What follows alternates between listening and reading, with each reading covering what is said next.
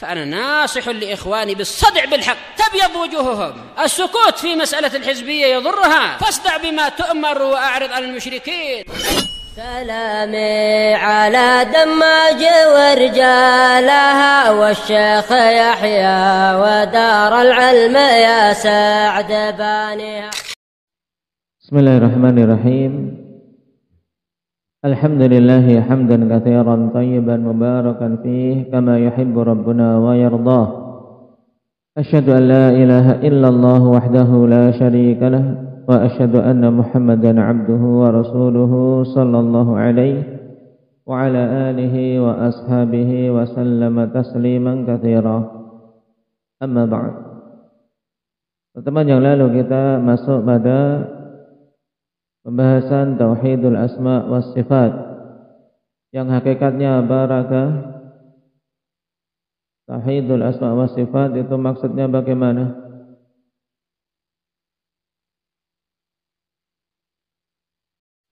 Nah, hakikat Tauhidul Asma was Sifat yaitu beriman dengan semua nama-nama dan sifat-sifat Allah Subhanahu wa taala yang ada di dalam Al-Quran maupun hadis-hadis yang sahih, dengan menetapkannya sesuai dengan keagungan Allah Subhanahu wa ta'ala tanpa mentahrif, mentaktil, mentakyif maupun mentamthil. Nah, 4 hal yang dilarang berkaitan dengan penetapan nama-nama dan sifat-sifat Allah inilah yang akan kita bahas sekarang, Pak. Namun sebelum itu disebutkan di sini amtsilatun lil asma'i was sifat, contoh-contoh untuk nama-nama dan sifat-sifat Allah. Wa min amtsilatil asma' ar-Rahman. Di antara contoh-contoh untuk nama-nama Allah Subhanahu wa taala yaitu Ar-Rahman. Ar-Rahman nama di antara nama-nama Allah Subhanahu wa taala. Yang terkandung di dalamnya sifat rahmah. Zat yang maha luas rahmahnya. Dalam bahasa kita sering diartikan dengan zat yang maha pengasih. Ar-Rahim, demikian pula nama dari nama-nama Allah, terkandung padanya penetapan sifat rahmah. Cuma telah kita bedakan, telah kita pelajari perbedaan antara Ar-Rahman dan Ar-Rahim pada pembahasan-pembahasan yang lalu. Perbedaannya apa? Indah Abdurrahman Kisaran.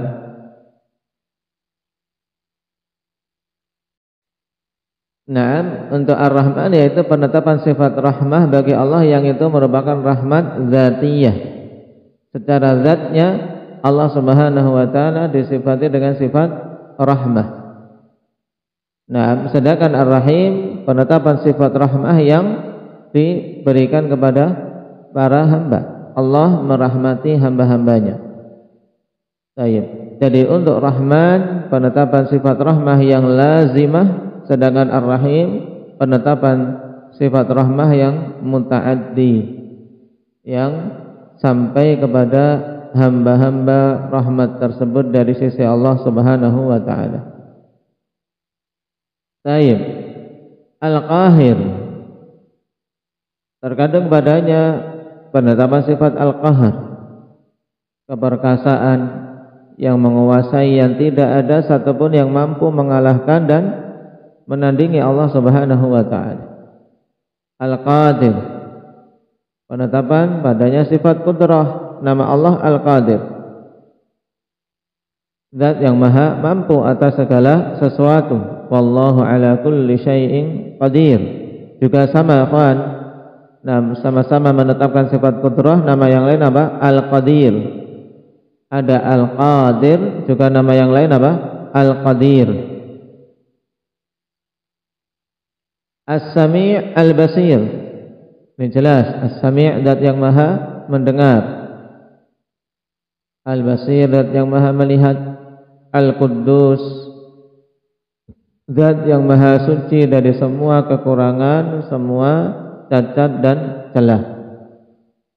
Baik, ini beberapa contoh dari nama-nama Allah Subhanahu wa taala. Apakah nama-nama Allah terbatas dengan yang disebutkan di sini saja? Indahnya Jabir, Tidak. Lalu berapa nama-nama Allah? Wallahu ta'ala a'lam. Nah, nama-nama Allah tidak terbatas dengan jumlah yang kita ketahui. Baik. Nama-nama Allah tidak terbatas dengan jumlah yang kita ketahui. Karena di sana ada nama-nama yang Allah Subhanahu wa taala simpan ilmunya. Nah, di sisinya. Dan baru kelak akan diberitahukan nama tersebut kepada Nabi kita Muhammad sallallahu alaihi wasallam. Nah, ketika tegak hari kiamat dan Nabi Muhammad meminta syafaat. Menunjukkan nah, di sana ada nama-nama yang lain yang kita tidak ilmui. Nah, yang Allah Subhanahu wa taala simpan ilmunya. Rasulullah sallallahu alaihi wasallam mengatakan ketika sujud di bawah arsy, nah di hari kiamat kelak, wa yulhimuni minal mahamid ma lam yaftah li ahadin qabli. Allah memberikan wahyu bimbingan kepadaku puji-pujian yang belum pernah dibukakan kepada siapapun sebelum. Dan memuji Allah adalah dengan menyebut nama-namanya yang mulia. Baik, jadi ini sebagian kecil saja dari nama-nama Allah Subhanahu wa taala. Baik. Wasifat, dan di antara contoh-contoh sifat-sifat Allah yaitu al-ulu, sifat tinggi. Di mana tingginya Allah Subhanahu wa taala meliputi 3 jenis ketinggian. Apa saja itu, Mujahid?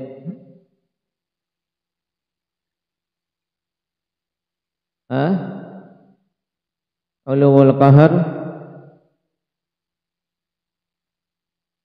uluwul sifat,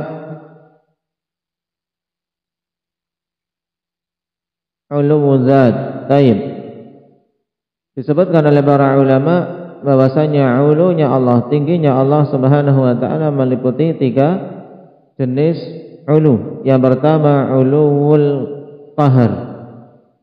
Tingginya Allah dari sisi apa? Kekuasaannya. Kenapa? Karena kekuasaan Allah kekuasaan paling tinggi. Nah, tidak ada yang mengalahkan Allah. Tidak ada yang bisa merebut kekuasaan Allah Subhanahu wa taala. Ini uluwul qahar. Kemudian yang kedua uluwul qadar, yaitu sifat.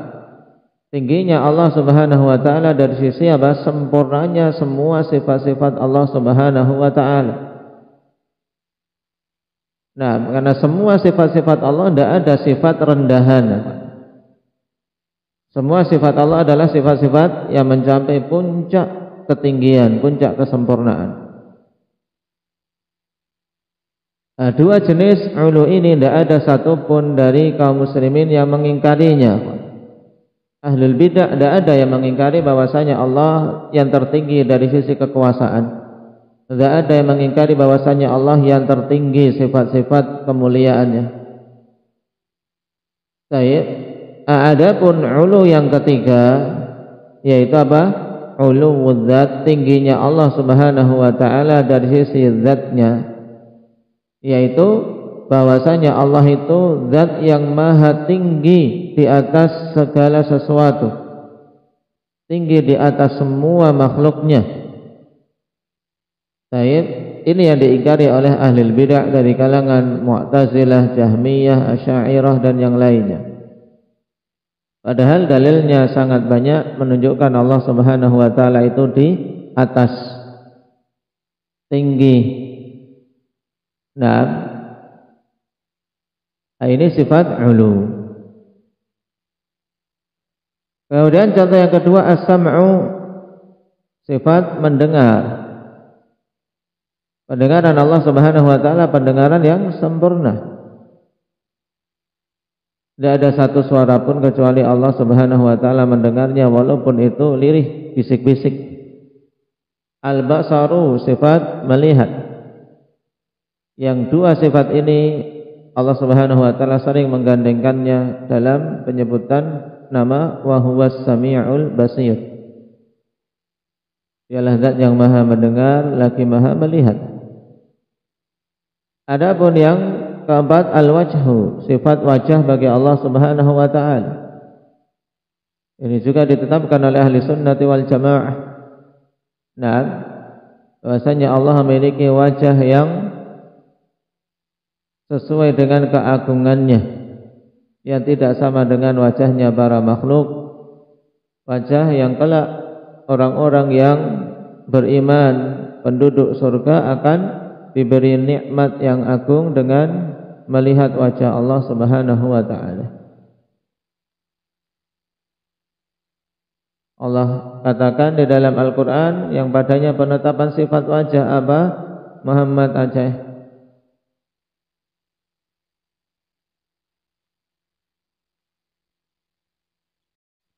Baik, wa yabqa wajhu rabbika dzul jalali wal ikram. Kekallah wajah Rabbmu. Penetapan sifat wajah bagi Allah Subhanahu wa taala. Baik, al-yad, sifat tangan. Ini juga ahli sunnah menetapkan sesuai dengan keagungan Allah, tidak sama dengan tangannya makhluk. Di antara dalil yang menunjukkan mana Hamzah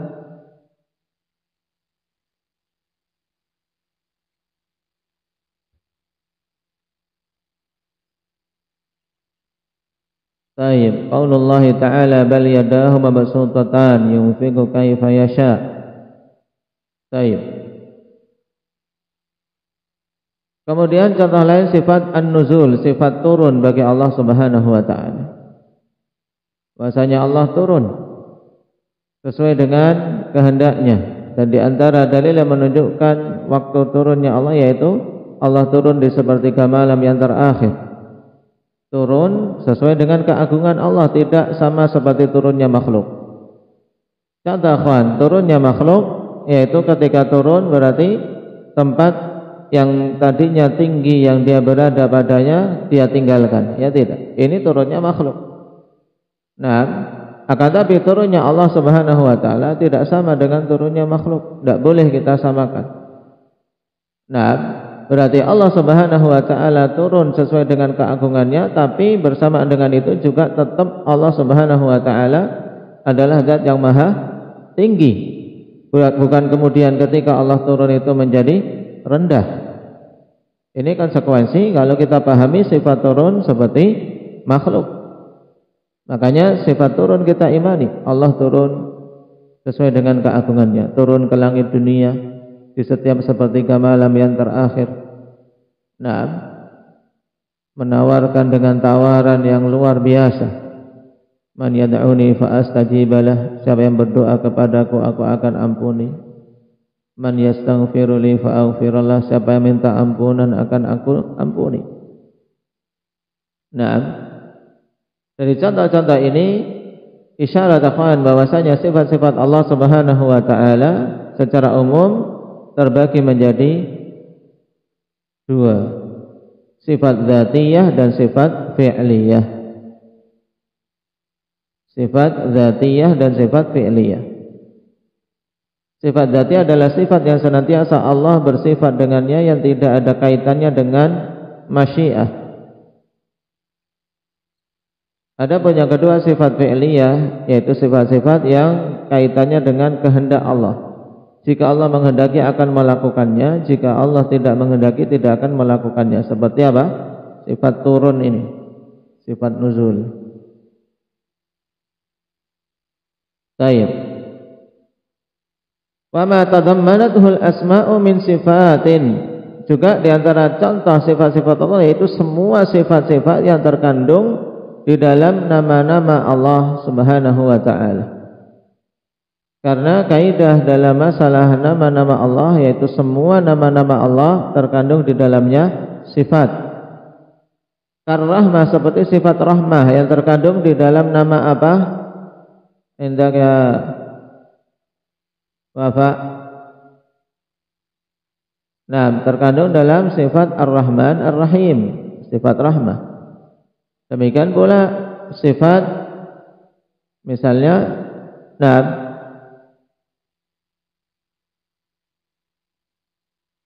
sifat melihat terkandung di dalam nama Allah apa? Indaka ya Thaqif Al-Basir. Demikian seterusnya. Nah, sifat menciptakan terkandung di dalam nama Allah apa?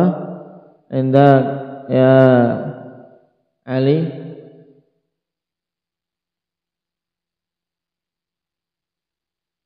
Al-Khaliq, Al-Khaliqul Bari'u Al-Musawwir. Ini semuanya padanya penetapan sifat mencipta. Baik. Wanahwiyah dan yang semisal dengannya. Kemudian sekarang kita masuk pada 4 perkara yang harus dijauhi ketika menetapkan suatu nama atau sifat bagi Allah Subhanahu wa taala. Qauluhu rahimahullahu taala min ghairi tahrif, tanpa tahrif. Ketika menetapkan suatu nama atau sifat tidak boleh mentahrif. Apa itu tahrif? At-tahrifu fil lughah at-taghyiru wa imalatu syai' an wajhi. Secara bahasa tahrif adalah taghyir, perubahan, atau imalatu syai' an wajhi, menyimpangkan dari jalur asalnya. Harusnya lurus dia simpangkan ke kiri atau ke kanan. Ini tahrif, membelokkan, merubah atau membelokkan dari jalurnya yang lurus. Yuqalu in harafa an kadza mala wa adala. Yang dikatakan dalam bahasa Arab in harafa an kadza, maksudnya apa? Menyimpang dari hal ini atau membelok dari yang ini. Merubah arah dari yang harusnya ke satu titik kemudian dia ke titik yang lain. Wa fil istilah, adapun tahrif secara istilah adalah taghyiru lafdhin nassi au makna, merubah-rubah lafaz nas, baik itu nas Al-Quran ataupun as-sunnah. Ini yang dicakup dengan kalimat nas. Taghyirul lafdhin nasi au makna. Ingat-ingat ini makna tahrif yang mudah, kawan. Tahrif apa?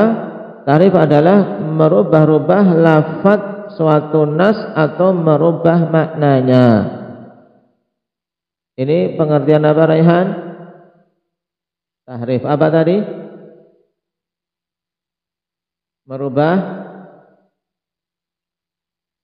lafaz suatu nas atau merubah apanya? Abdullah Batam? Berlatih. Zaid. Apa Zaid? Yang dicatat apa itu?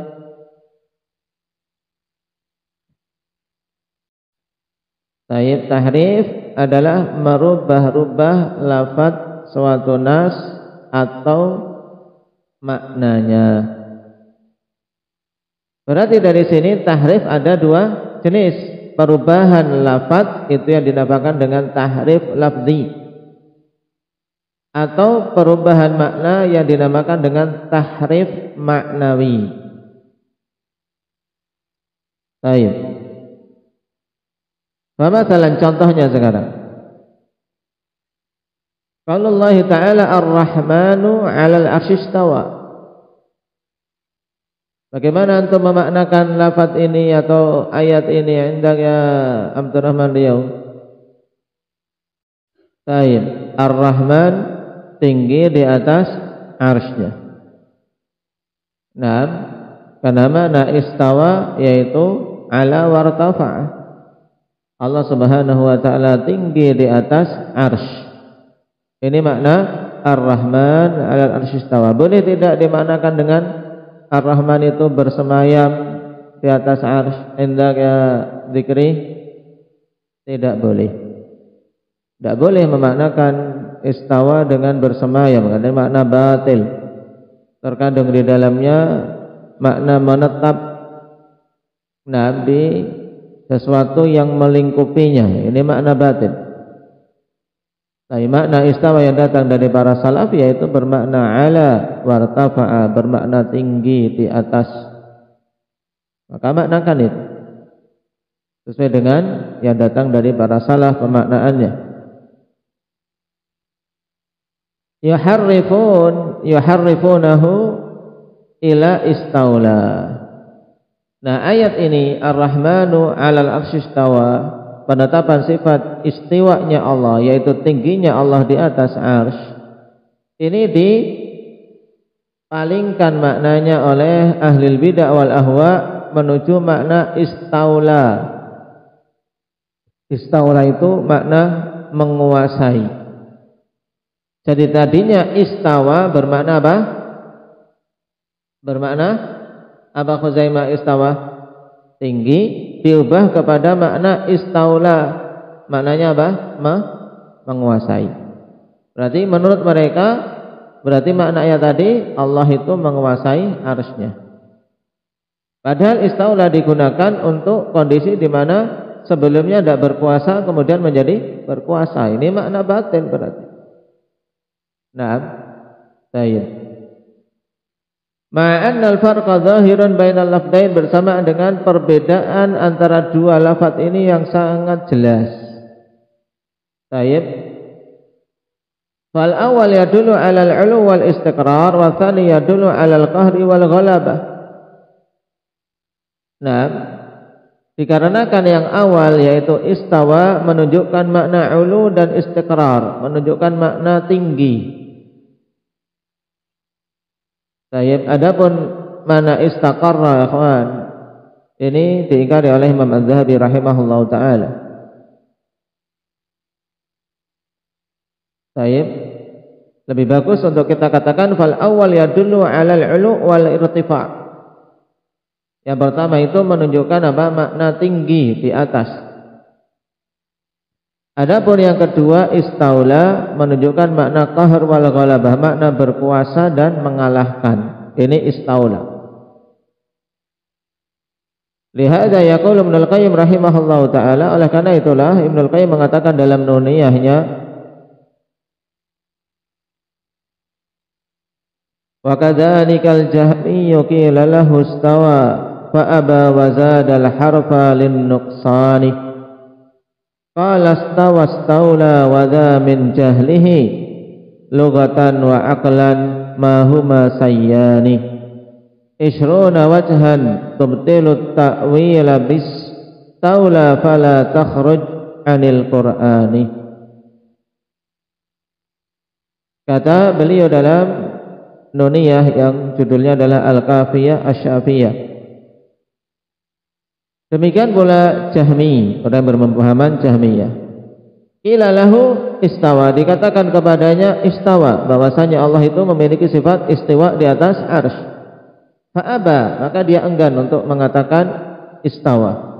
Wa zadal harfa lin nuqsan, maka dia pun menambahkan satu huruf lin nuqsani, untuk apa? Malah bukan memberikan tambahan makna, tapi malah apa? Mengakibatkan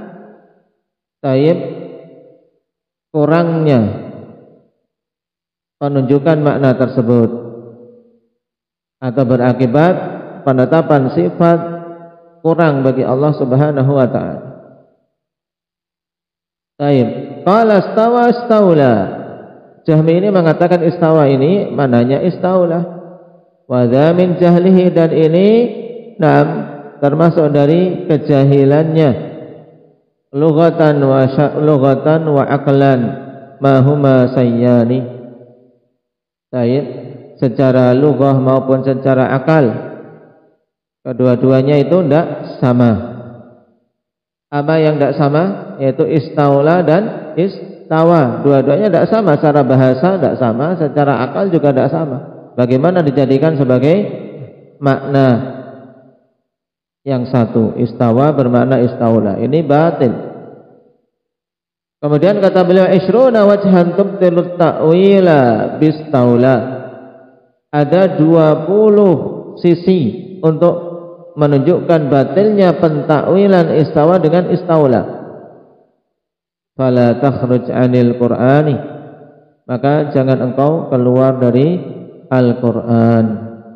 Nah, cukup tetapkan istawa sebagaimana datang dalam Al-Quran tanpa mengubah-ubah lafaz maupun tanpa mengubah-ubah makna yang ditunjukkan olehnya.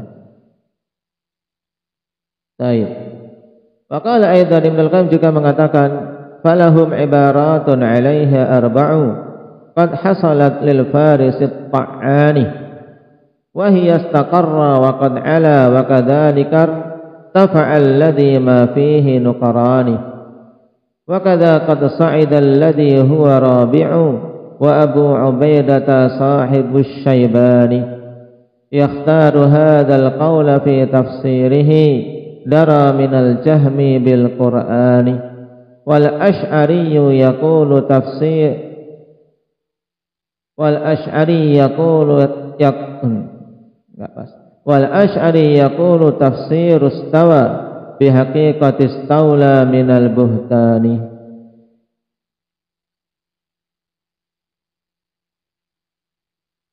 Taib. Kata Ibnu Al-Qayyim rahimahullahu taala, falahum ibaratun 'alaiha arba'. Falahum ay as-salaf. Para a'immah salaf ahli sunnah wal jamaah memiliki ungkapan yang 4. Qad hasalat lil faris at-ta'ani, didapatkan oleh apa? Al-faris at-ta'ani, yaitu penunggang kuda yang mahir mengayunkan tombak dan senjatanya. Maksudnya apa? Kepada para pejuang-pejuang sunnah. Taib, yaitu apa makna yang 4 ini untuk makna istawa? Wahia istaqarra wa qad ala. Yang pertama makna istaqarra, yang kedua ala, wa kadzalika irtafa'a, dan demikian pula makna yang ketiga irtafa'a. Alladzi ma fihi nuqrani, yang tidak ada pengingkaran padanya. Wa kadza qad sa'ida alladhi huwa rabi'u. Demikian pula makna keempat sa'idah. Abu Ubaidah sahibus Syaibani yakhtaru hadzal qawla fi tafsirihi. Ya, dan Abu Ubaidah Taib sahib temannya Asy-Syaibani memilih pendapat ini di dalam tafsir beliau. Dara minal jahmi bil Quran, dia lebih tahu, Abu Ubaidah ini lebih tahu seorang mufassir dibandingkan si Jahmi terhadap makna-makna Al-Quran. Wal Asy'ari yaqulu tafsir istawa bihaqiqati istawla minal buhtani, dan Asy'ari mengatakan tafsir istawa dengan haqiqah istawla, dan ini termasuk buhtan. Termasuk apa? Termasuk kedustaan atas nama Allah Subhanahu wa taala, di mana menafsirkan sesuatu dengan hal yang tidak Allah Subhanahu wa taala kehendaki. Kesimpulan dari 5 bait ini berarti apa? Bahwasanya istawa di sisi mutaqaddimin disebutkan 4 makna, yaitu apa? Istaqarra, ala, irtafa'a, dan sa'idah.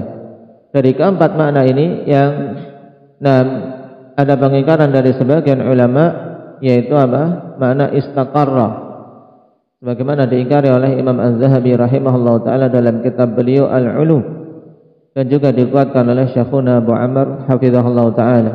Kenapa? Karena pada istaqarra ada tambahan makna dari sekedar ulu. Taib, wallahu taala alam. Karena itulah kalau kita cek beberapa asar dulu, asar-asar yang sahih tentang pemaknaan istawa, kita dapati berputar pada ala dan irtafa'ah, bermakna tinggi di atas. Taib, dan itu sudah jelas maknanya. Wa qauluhu rahimahullah min ghairi ta'til, at-ta'tilu fil istilah ingkaru ma yajibu lillahi min sifatin wa asma'. Sekarang yang kedua, ikhwan, yang harus dijauhi adalah apa? Ta'til. Apa itu ta'til?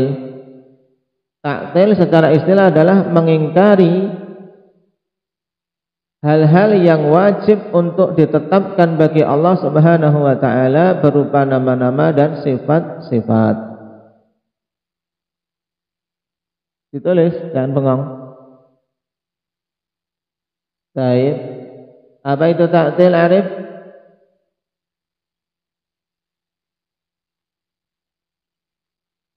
Baik. Mengingkari hal yang wajib untuk ditetapkan bagi Allah Subhanahu wa taala yang berupa sifat-sifat dan nama-nama. Atau dengan ungkapan yang lebih ringkas berarti apa? Mengingkari nama-nama dan sifat-sifat yang wajib kita tetapkan bagi Allah. Sama. Jadi kalian ketika memaknakan jangan apa? Berkutat atau terpatok pada sekedar kalimat, tapi apa? Pada pemahaman. Pahami, baru kalian bisa menyusun kalimat sendiri yang mudah. Kita ungkapkan tadi karena apa? Karena ingin mengartikan sesuai dengan apa yang di kitab. Ketika kita ungkapkan sendiri mudah, berarti apa? Intinya ta'til adalah apa? Mengingkari nama-nama dan sifat-sifat yang wajib ditetapkan bagi Allah. Ta'tilil Jahmiyah seperti ta'tilnya orang Jahmiyah wal Asy'ariyah dan yang lainnya wa ghairihim. Wa qauluhu rahimahullah min ghairi takyif. Ini hal ketiga yang wajib dijauhi yaitu takyif. Apa itu takyif? Huwa ta'yinu kunhis sifah. At-takyif huwa ta'yinu kunhis sifah. Nah, tayyib yaitu menetapkan bagaimananya suatu sifat. Itulah apa? At-takyif. Kunhu syai'an yaitu hakikat bagaimana suatu perkara. Ini makna kunhu syai'. Berarti apa? Ketika dimaknakan takyif itu adalah ta'yinu kunhi sifat, maksudnya apa? Menetapkan tentang bagaimananya hakikat suatu sifat. Ini tidak boleh karena kita tidak melihat dan kita tidak diberi ilmu tentangnya, juga kita tidak melihat sesuatu yang semisal dengannya. Sehingga pintu untuk menetapkan bagaimananya suatu sifat semuanya tertutup. Makanya tidak boleh kita tetapkan kaifiyah terhadap suatu nama dari nama-nama Allah Subhanahu wa taala dengan kaifiyah tertentu karena kita tidak mengilmuinya. Yuqal kayyafa syai', dikatakan kayyafa syai', mentakyif sesuatu. Maksudnya apa? Nah, aj'alu lahu atau ij'al lahu kaifiyatan ma'lumah. Maksudnya jadikan untuk sesuatu itu kaifiyah tertentu yang diketahui. Nah,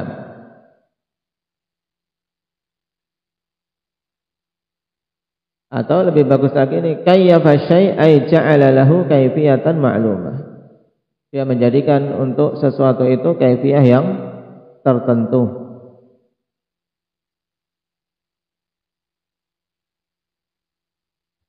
Wa sifatullahi far'un an dzatih, dan sifat-sifat Allah Subhanahu wa taala merupakan apa? Merupakan cabang pembicaraan dari zatnya, kan? Pembicaraan tentang sifat itu seperti pembicaraan tentang zat. Itu. Fakama la yu'lamu kaifiyatu dzatihi illahu. Nah, ini harusnya ya'lamu. Kalau ada illahu berarti apa? Harokat di depan ya'lamu. Fakama la ya'lamu, dibetulkan. Fakama la ya'lamu kaifiyata dzatihi illa huwa, fakadza la ya'lamu kaifiyata sifatihi illa hu. Yang kedua juga diberi titik dua itu, kaifiyata. Maka sebagaimana tidak mengetahui kaifiyat zat Allah Subhanahu wa taala kecuali Allah sendiri, demikian pula tidak mengetahui kaifiyah sifat Allah kecuali Allah Subhanahu wa taala sendiri. Maka tidak boleh kita menetapkan kaifiyah tertentu suatu sifat. Wa qauluhu rahimahullah min ghairi tamtsil, tanpa melakukan tamtsil. Ini perkara keempat yang harus dijauhi. Apa itu tamtsil? Huwa itsbatu mumatsilin lis-sifah, menetapkan ada yang menyamai sifat Allah Subhanahu wa taala. Penetapan sesuatu yang menyamai Allah dalam sifat-sifatnya ini namanya apa? Tamtsil.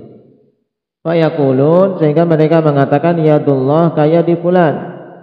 Tangan Allah seperti tangan si fulan. Ini batil, kufur.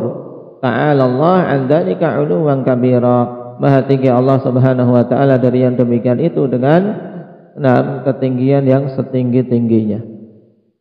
Allah Ketika disamakan dengan makhluk tentunya hanya akan menjadikan turunnya keagungan Allah Subhanahu wa taala. Makanya tidak boleh sama sekali Allah Subhanahu wa taala disamakan dengan makhluknya. Ini 4 hal yang harus dijauhi ya kawan, dan pahami maknanya. Saya pahami maknanya dengan baik, ketika ditanya pada pertemuan yang akan datang bisa menjawabnya. Barakallahu fikum, naktafi bihadza walhamdulillahi rabbil alamin.